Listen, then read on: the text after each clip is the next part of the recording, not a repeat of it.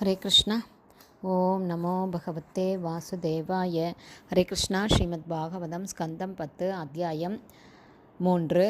பகவான் ஸ்ரீகிருஷ்ணரின் பிறப்பு என்னும் தலைப்பில் ஸ்லோகம் 11. ச விஸ்மயோத் ஃபுல்ல விலோச்சனோ ஹரிம் சுதம் விலோக்ய ஆனகதுந்துபிஸ்ததா கிருஷ்ணாவதாரோத்சவ சம்பிரமோ அஸ்பிருஷன் முதா த்விஜேப்யோ அயுதம் ஆப்லோத கவாம். Word by word meaning. அவர் ஆனந்த துந்துபி என்று அறியப்படும் வசுதேவர். விஸ்மய உத்ஃபுல்ல விலோச்சன பரமபுருஷரின் அழகிய தோற்றத்தைக் கண்டு அவரது கண்கள் ஆச்சரியத்தில் லயித்து போனதால் ஹரிம் பரமபுருஷரான பகவான் ஸ்ரீஹரியை, சுதம் அவரது மகனாக, விலோக்கிய கண்டு, ஆனகதுந்துபி வசுதேவர் ததா அப்போது கிருஷ்ண அவதார உற்சவ கிருஷ்ணரின் தோற்றத்தை குறித்து கொண்டாடப்பட வேண்டிய ஒரு விழாவிற்கு சம்பிரம பெரும் மரியாதையுடன் பகவானை வரவேற்க விரும்பி அஸ்பிருஷத் விநியோகிப்பதன் மூலம் பயன்படுத்தி கொண்டார். முதா பெரும் மகிழ்ச்சியுடன் த்விஜேப்ய பிராமணர்களுக்கு ஆயுதம் 10,000 ஆப்லுத பூரிப்படைந்து குவாம் பசுக்களை. டிரான்ஸ்லேஷன். மிகவும் அசாதாரணமான தம் புதல்வரை கண்டதும் வசுதேவரின் கண்கள் ஆச்சரியத்தால் மலர்ந்தது. உன்னத ஆனந்தம் பொங்க அவர் மனதால் 10,000 பசுக்களை சேகரித்து ஒரு உன்னத விழாவாக அவற்றை பிராமணர்களுக்கு தானம் செய்தார். Performed by Sheela Prabhat. ஜெய் ஷீல பிரபாத். மிகவும் பேரழகுடன் விளங்கிய தன் குழந்தையை கண்ட வசுதேவரின் ஆச்சரியத்தை ஸ்ரீல விஸ்வநாத சக்கரவர்த்தி தாகூரார் ஆராய்ந்திருக்கிறார்.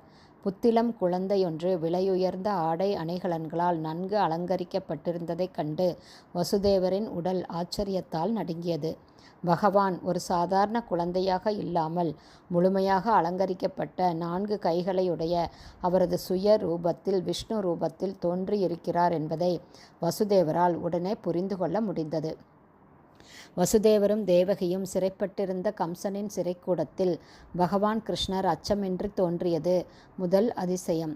பரமபுருஷரான பகவான் எங்கும் பரவியிருப்பவர் என்றாலும் தேவகியின் கர்ப்பத்திலிருந்து தோன்றியது 2வது அதிசயம். நன்கு அலங்கரிக்கப்பட்ட நிலையில் ஒரு குழந்தை பிறப்பது 3வது அதிசயம். வசுதேவரின் வழிபாட்டுக்குரிய மூர்த்தியே அவரது மகனாக தோன்றியது 4வது அதிசயம். இந்த காரணங்களினால் உன்னத ஆனந்தத்தால் பூரிப்படைந்த வசுதேவர் க்ஷத்திரியர்களைப் போல குழந்தையின் பிறந்த தினத்தை கொண்டாட விரும்பினார். ஆனால் அவரது சிறைவாசத்தினால் அதை அவர் வெளிப்படையாக செய்ய முடியவில்லை. எனவே மானசீகமாக அந்த விழாவை அவர் கொண்டாடினார். பகவானுக்கு வெளிப்படையாக தொண்டு செய்ய முடியாதவர்கள் அதை மனதால் செய்யலாம். இரண்டும் ஒன்றுதான். மனதின் செயல்கள் மற்ற புலன்களின் செயல்களுக்கு ஈடானவை என்பதால் வெளிப்படையாக தொண்டு செய்ய முடியாதவர்கள் அதை மானசீகமாக செய்யலாம்.